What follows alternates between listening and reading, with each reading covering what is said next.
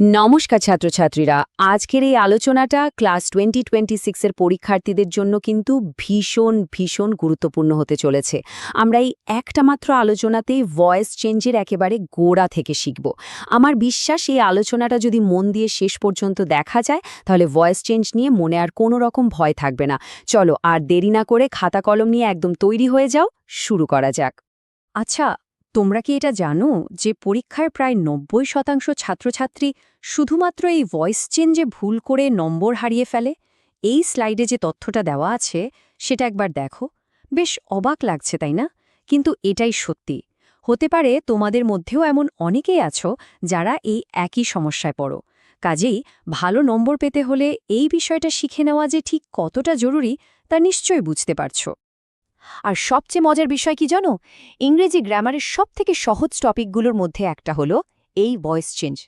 কিন্তু তারপরেও এখানেই সবচেয়ে বেশি নম্বর কাটা যায়। তবে একদম চিন্তা করার কিছু নেই, কারণ আজকের এই আলোচনাটা তোমাদের সেই সমস্যারই একটা পাকাপাকি সমাধান করে দেবে। বেশ, চলো তাহলে একদম গোড়া থেকে শুরু করা যাক।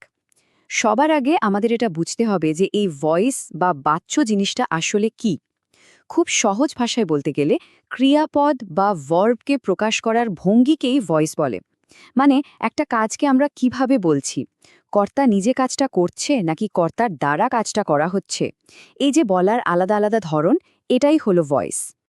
ভয়েস মূলত দুই ধরনের হয়। এই স্লাইডটা একটু মন দিয়ে লক্ষ্য করলে ব্যাপারটা জলের মতো পরিষ্কার হয়ে যাবে। দেখো, বাঁদিকে আছে অ্যাক্টিভ ভয়েস বা কর্তৃবাচ্য। এখানে কর্তা বা সাবজেক্ট নিজে সরাসরি কাজটা করে। যেমন উদাহরণটা দেখো, আই ডু ইট। এখানে আই অর্থাৎ আমি নিজেই কিন্তু কাজটা করছি। এবার ডান দিকে দেখো, ওটা হলো প্যাসিভ ভয়েস বা কর্মবাচ্য। এখানে কাজটা কর্তার দ্বারা করা হচ্ছে, মানে এখানে ফোকাসটা কাজের ওপর, কর্তার ওপর নয়। যেমন it is done by me, এর মানে হলো কাজটি আমার দ্বারা করা হয়। এখানে কর্তা কাজটা সরাসরি করছে না, বরং কাজটা সে গ্রহণ করছে।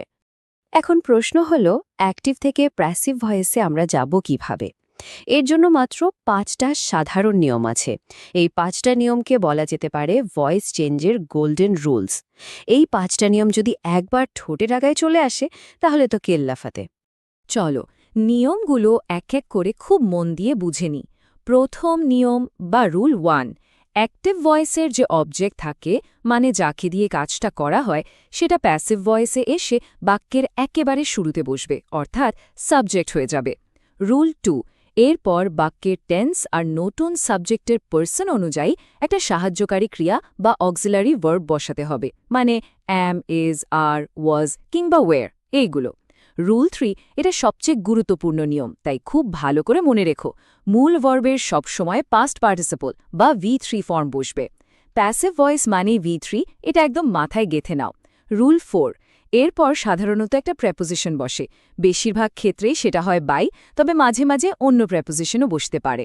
আর সব শেষে রুল 5, অ্যাক্টিভ ভয়েসের যে সাবজেক্ট ছিল, মানে যে কাজটা করছিল, সেটা প্যাসিভ ভয়েসের একদম শেষে গিয়ে অবজেক্ট হয়ে যাবে।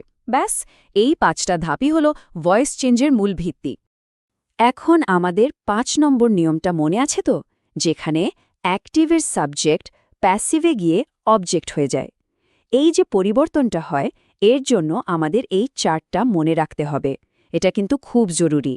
দেখো, সাবজেক্ট যদি আই থাকে, অবজেক্ট হয়ে যাবে মি। উই থাকলে সেটা বদলে হবে আস।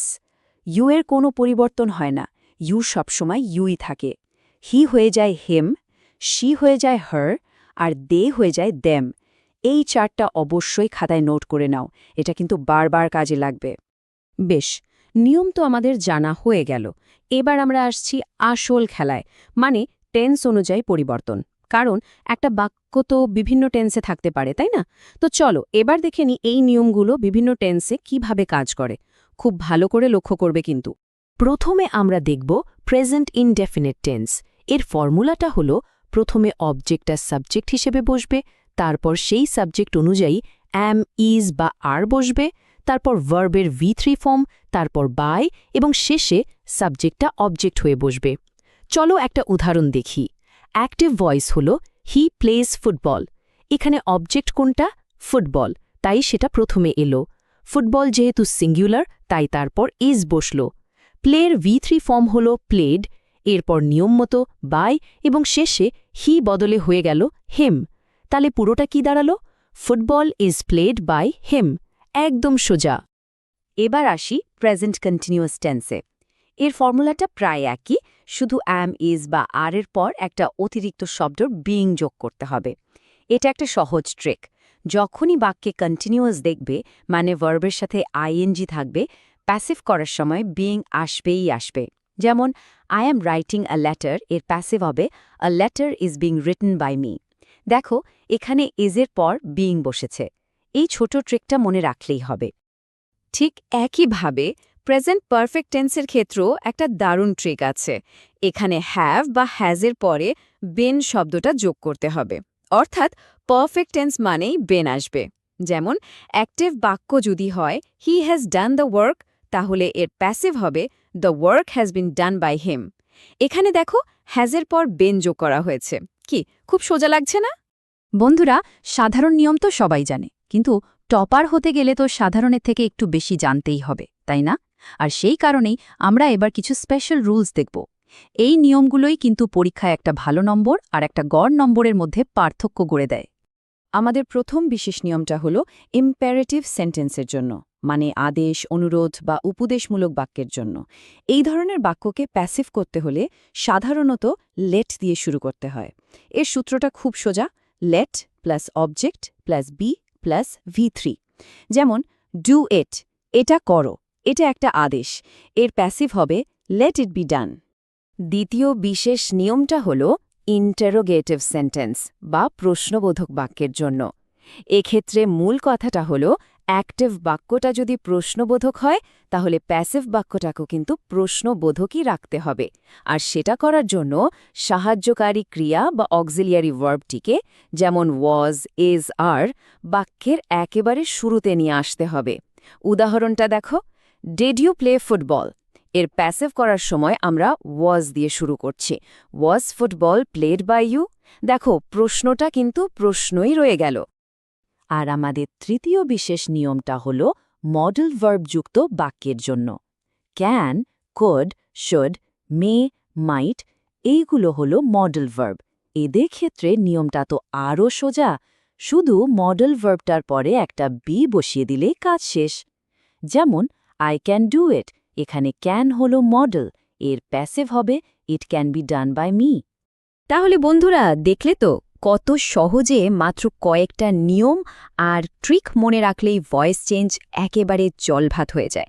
আজকের আলোচনায় আমরা যে নিয়মগুলো শিখলাম সেগুলো খাতায় ভালো করে নোট করে রাখো আর অবশ্যই বাড়িতে অনুশীলন করো। মনে রাখবে, গ্রামারে ভালো হতে গেলে অনুশীলনের কিন্তু কোনো বিকল্প নেই। এই আলোচনা শেষ করার আগে তোমাদের জন্য একটা ছোট্ট চ্যালেঞ্জ বা হোমওয়ার্ক থাকলো। দেখি কে সবার আগে আর নির্ভুলভাবে উত্তর দিতে পারে।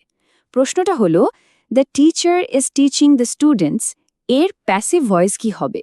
ঝটপট কমেন্ট বক্সে তোমাদের উত্তরটা লিখে জানাও। আমি কিন্তু প্রত্যেকের কমেন্ট চেক করব এবং যার যার উত্তর সঠিক হবে তাদের কমেন্টে একটা হার্ট দেব।